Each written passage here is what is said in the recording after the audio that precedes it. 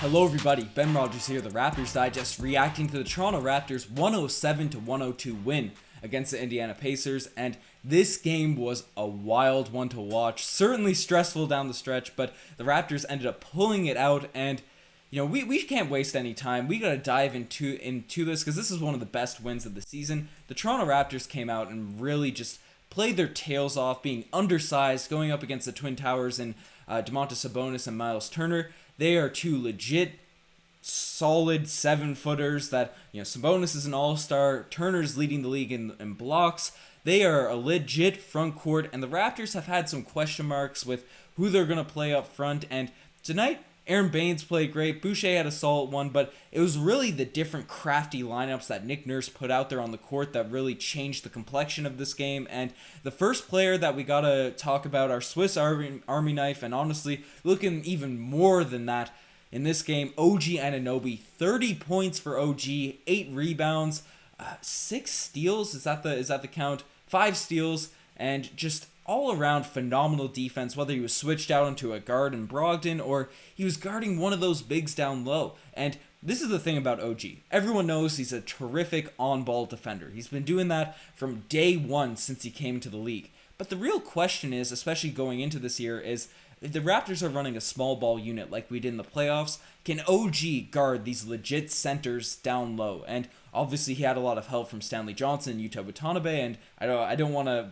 gloss over them. I'm going to talk about them a lot after, but OG has proven he is just as solid. He can handle any of those guys down low, whether he's in help, whether he has to straight up keep them from posting up. He has just been an absolute force down there on the defensive end this season, and to start off this year, he struggled a little bit in terms of three-point shooting, and people are a little bit low on OG, and I wasn't necessarily sad about that. My biggest issue with him has been his ball handling because it looks so much improved in the bubble and it didn't really have that polish so far this year. But tonight, we see what OG can do with a tight handle. We see what he can do when he's charged up, ready to go to the rim and finishing, because he is just a monster out there. Whether it was, as I said, hitting threes, he was finishing over these big guys in the lane. Miles Turner leading the league in blocks and had 6 of them tonight, so certainly a strong rim protecting performance for him. But OG, he didn't care who was down there. There was a possession where Sabonis was there. OG already hit a couple shots, and he said he looked at him and he said, "This is barbecue chicken." That's what OG said to Sabonis. Did a little spin, shot a post hook over him despite the massive size difference in terms of height,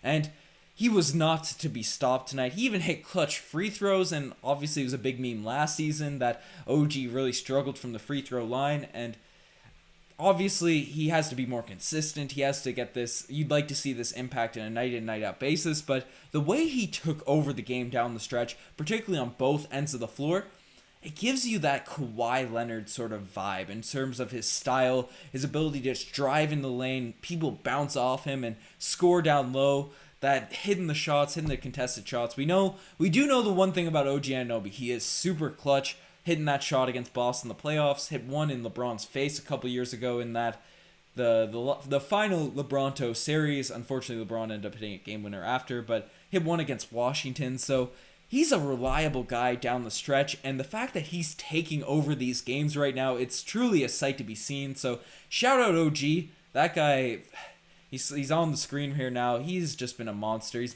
one of my favorite players. I'm happy to see him have a game like this, particularly against an Indiana Pacers team that I think came into tonight as the 2nd seed in the Eastern Conference. So really big win, especially without Siakam and Lowry. But when we talk about the defense, there is a triad of defensive wings that Nick Nurse ran tonight. Even Bembry, I'll give Bembry a little shout out because he was a beast there on the wing as well down the stretch of this one. He hasn't gotten a lot of minutes, so a little shout out there. But it was really the OG at the head of it, Stanley Johnson there as well, and Yuta Watanabe just being absolute clamps. Whether it was the bigs, the wings, whoever they were switched on, they were all getting rebounds. Stanley Johnson had a clutch block down the stretch in this one.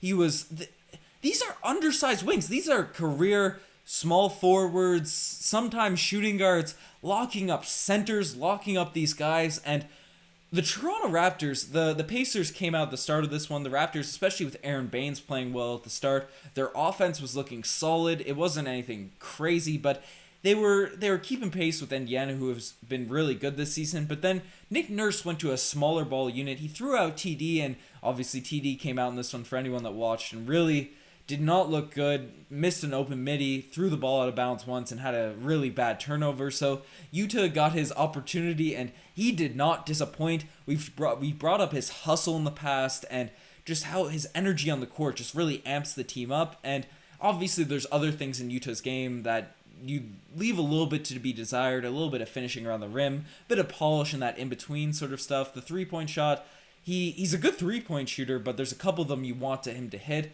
But the hustle paired with the fact that he actually looks more improved, looking more and more confident on the offensive end, I think he's going to be a rotation piece for this team. Stanley Johnson got the start tonight with the injuries. He's solidified in that rotation. I think Watanabe could be creeping over Terrence Davis in terms of those minutes off the bench that we were all talking about, the eighth man, because his hustle, his energy, his length has been remarkable for this team. He was an absolute dog there getting rebounds, and that's the thing with Stanley Johnson. I'm bringing up the same points that I brought up with him in the past podcast. He's not a negative on offense. You still have to guard him at the three-point line. You can't just sag off him. You can't just leave him out there on an island. And he can make these moves off the dribble. He's a decent defender. Had a really nice pass. I believe it was to Bembry earlier in this game. So great decision-making, great hustle from Utah. Missed a couple layups. Missed one open corner three, which would have been a nice momentum swinger. But outside of those, I think and the more and more comfortable he gets, I think he's going to be a rotation piece for this team. Maybe that's just me hyping him up a little bit, but the limited minutes we've seen from this guy, I think he really deserves a chance to really give him opportunity like TD, like Malachi has had. So Malachi also struggled in this one, but we're going to keep it positive on this pod because the guys just look great. Fred VanVleet, we got to bring him up, and his phenomenal steal on Malcolm Brogdon down the stretch in this one. The Toronto Raptors, I believe they were up by 1 at this point, and Brogdon, a notorious Raptor killer who really struggled in this game tonight because of all the defense that was being played. And I think Fred's defense gets a little bit underrated because he's undersized, but he's always up there in the tops in the league in terms of steals. I think OG is actually third in the league right now, but Fred is known for picking pockets. And down the stretch of this one, Fred was just keeping his feet, moving with Malcolm Brogdon, who is a pretty shifty guy, not necessarily flashy, but is very capable of getting around good defenders. And even though with his struggles, he kind of got hot as of down the stretch in this one, Malcolm Brogdon. And then at the end of the game, you're kind of a little bit stressed out. Fred was not even letting him get a shot off. Got a steal. The ball got poked loose. The shot clock went off. And Miles Turner had to huck up a thing that didn't even count. So Fred VanVleet with that clutch steal hit a lot of tough shots in this one. And Fred VanVleet, he's got a little bit of criticism in terms of the shot selection he's been having in the past few games. Obviously, he hasn't had the same hotness, so to speak, in terms of scoring the ball as he had at the start of the season. A lot of that has been due to the defense focusing in on him a little bit more, but he was hitting those tough shots tonight. Obviously, you'd like to see him maybe get some more easier looks, and that's on the rest of the team as well. And I guess without Kyle Lowry and Siakam, it's going to be tough for him to get those open looks as a smaller guy, but he was hitting contested threes, had one, actually I'm going to save that for the segments, but really, really nice game. 21 points, 5 rebounds, 4 assists, and 6 of 15 from the field, but the shots that he did hit were really big moments. So shout out Fred VanVleet, big game in this one. And Norman Powell, I think it's a thing. Norman Powell's starting. The thing regarding Norman Powell for his entire Raptors career is confidence. He's a player that has the intangibles, he has the athleticism, he has the defense, he has the shooting capability. Any night he could go off. He could be a perfect player for this Raptors team, but sometimes he gets in these little funks. He gets in these games where he looks lethargic, a bit zoned out. He'll force his game a little bit. He'll miss easy layups. And when he's a starter, though, and this sometimes happens, I think this happened earlier in his career when he was in the playoffs, and the nickname Playoff Powell was born, Norm God, all that sort of stuff, was when he was giving guaranteed minutes, when he was a part of the game plan, when he was a starter, he just looks a lot better. He looks more engaged, more comfortable, and I know he's been better even off the bench in the past few games, but Norman Powell's a starter. We saw that big, massive Heat game that we didn't get a chance to react to on the last podcast, for the last game, but Norman Powell, when he comes out as a starter, he seems to put up a lot of points. Tonight, 20 points for Norm, 7 of 18, and 6 assists, made really good decisions, only 1 turnover, so just an all-around great floor game for Norman Powell, but I think those stats could have even been higher tonight. He missed a dunk, a couple of really bad luck on a couple of finishes just going in and out, so this could have easily been a 26, 28 point per game for Norman Powell, and the real question, and a lot of people are talking about trading Kyle Lowry, and we've made it known we do not want to trade Kyle, but the one argument that I could see a lot of people making is Norman Powell playing that shooting guard position, being a starter, being a guy that is guaranteed that starting 2-guard role. He has looked really good when he's been given those opportunities in the past. He's a guaranteed scorer. He's a great defensive player. So that could be the one plus side of Kyle Lowry maybe getting moved if you get assets back, but he still doesn't give the same consistency and level of production that Kyle Lowry gives, so I still don't want to move Lowry, but there is definitely something there. There's something there with Norman Powell being the shooting guard, so let me know your thoughts on that, because that's an interesting sort of perspective to look at the situation with. And we'll talk about the bench right now. Chris Boucher, 12 points, 7 rebounds, 21 minutes. He hasn't been getting the same minutes he had on that super hot stretch, but still continuing to give solid production for this team off the bench. And it's really nice to have Aaron Baines giving solid minutes as well. He had 17 minutes, 12 points, 7 rebounds, similar, exact same stat line in terms of points and rebounds. But those two guys having that center production, it's really nice to see, especially when a lot of those minutes aren't even given to those two guys. It's given to Stanley Johnson, Bembry, OG, Utah. Those guys all came out and played those sort of minutes. So the fact that they were able to do that in limited production, because that was sometimes the question with Baines, or well, maybe not Baines and Boucher, but Ibaka and Gasol, when they weren't given a lot of minutes, obviously the confidence goes down, and Boucher's never been hesitant to fire up his shots and be ready to get hot, whether it's the last minute of a game or the start. So it's nice to see that continue over after he's been given an extended run. And the fact Aaron Baines is looking confident, ready to shoot those shots. He shot, I think this was the most fluid 3-point shooting game I've seen from Aaron Baines this year. The shots he's taken just have a lot more confidence, a lot more just... He looks like they want to go in. There's no hesitation with the jumpers right now, so I think that's a big part of why Baines has been playing better. So shout out Aaron Baines, shout out Boucher. Bembry off the bench looked great in terms of defense, made a couple of great cuts. He doesn't really create much for himself in terms of being a guy that can really go off the dribble and break down a guy one-on-one, but he's a player, he cuts well. He's got that Patrick McCaw vibe before McCaw really came into his own last season. He just makes the right basketball play, and even though his jumper is not where it really needs to be, he's a player you can have on the court because he gives phenomenal defense. He doesn't do anything bad, doesn't do anything negative.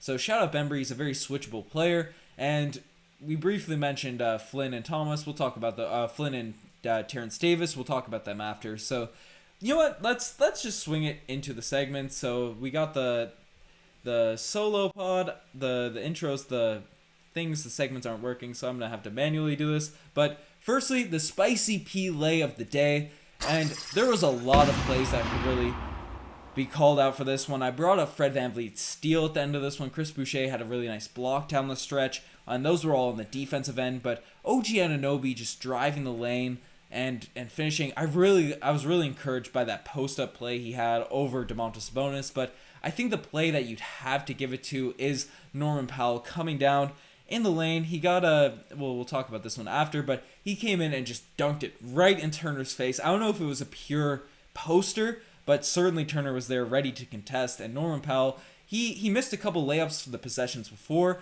but he was saying, I'm not missing any of these bunnies at all, this shot, and just came down and yammed it. Norm is a sneaky good dunker, and when you're doing it on one of the best shot blockers in the NBA, really, you got to get a spicy play of the day, but not all plays can be the spicy play of the day, and some just make you say, oh, geez. And for that great dunk that Norman Powell had in this one, he had one rim stuff.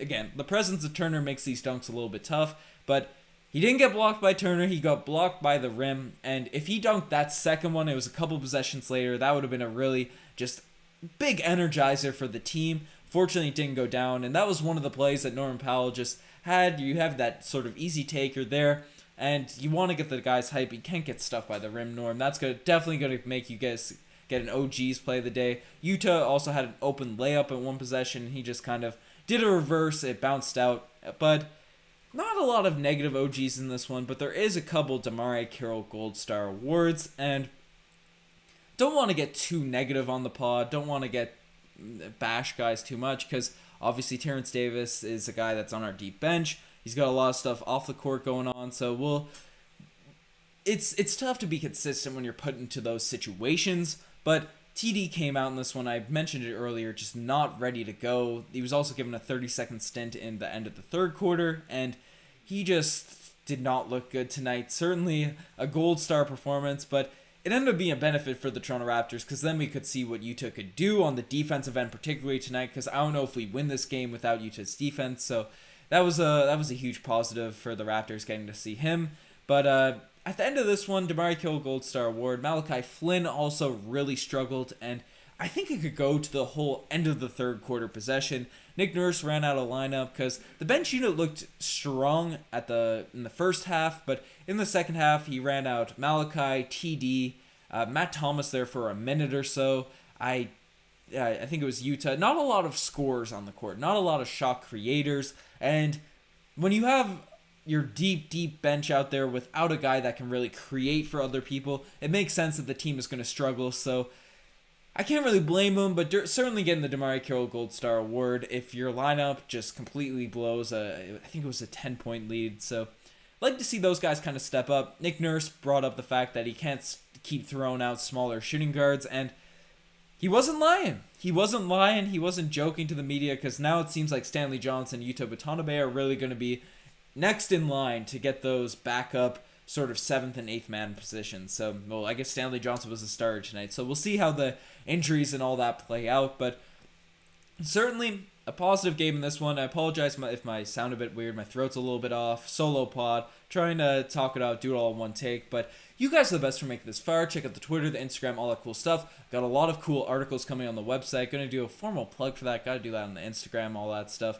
Gotta get the TikTok going. Not sure what's really happening on there, but I think we get our profile picture back in a few days. So definitely follow us over there on TikTok. But yeah, the Toronto Raptors back-to-back massive wins against some of the best teams in the Eastern Conference. I know the Heat don't have the record for it, but they're a strong team. I know they didn't have Jimmy Butler and whatnot, but still a win's a win. And two teams play a lot of great defense. They were able to do it without their top two guys. So big wins for the Raptors. The fade for Cade stuff has got to end, and some people claim that we were rotted and we're going back and forth when we lost to the Heat, and obviously we were depressed after that one, but I think the people that commented didn't listen to the second half of that pod where we were talking about, yeah, we'll be fine. We just need to get a few wins in these next few games against the second one against the Heat, these two Pacers wins, and the Bucks, we got to win at least 3 out of these 5. We dropped the first one, so I think the Raptors, they're on an upward trajectory. Things are looking good, so good time to be a Raptors fan. You're the best. Cheers.